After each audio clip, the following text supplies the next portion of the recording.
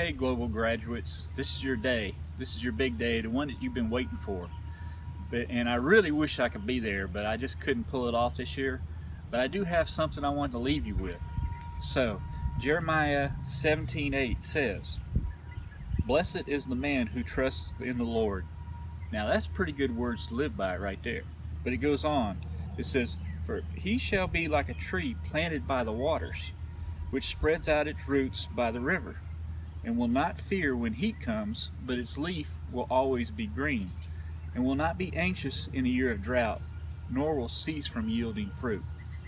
Okay, so what does a well-watered tree really look like? Well, look this way. You can see my well-watered tree. I planted that tree in 1987 when I first built my house, thinking that, well, maybe someday I'll enjoy the shade and the comfort from this tree. Walk with me.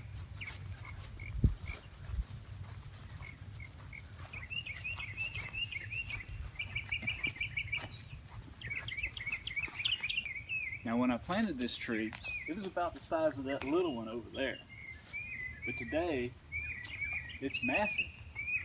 And the roots have all spread out.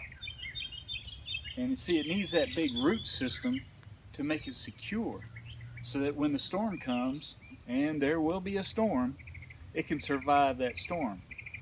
As a matter of fact, this tree actually survived Katrina with 100+ mile-an-hour winds for about 10 hours.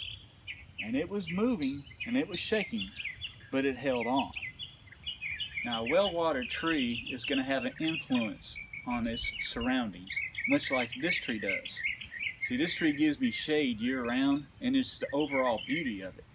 But you graduates, you'll be going out into your community, and you should have an influence on everyone around you, making it a better place to live just by your being there. Now, this is another well-watered tree. I also planted this after I started building the house.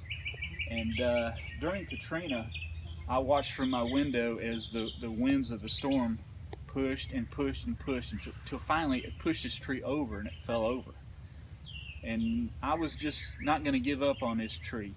So I hooked a winch to it and pulled it back up and put supports under it to hold it up. But then the roots were all exposed, sticking out of the ground, so I got a bunch of dirt and just piled it over, and the tree lives and lives and will live on. Now, the storm came and it could have devastated this tree, and I could have just cut it down and made firewood out of it, but I didn't. It makes beautiful shade, and it does that. Now, when the storm comes to your life, it may devastate you, but just reach out. There'll be someone around to help you, to prop you up, and to help you along the way.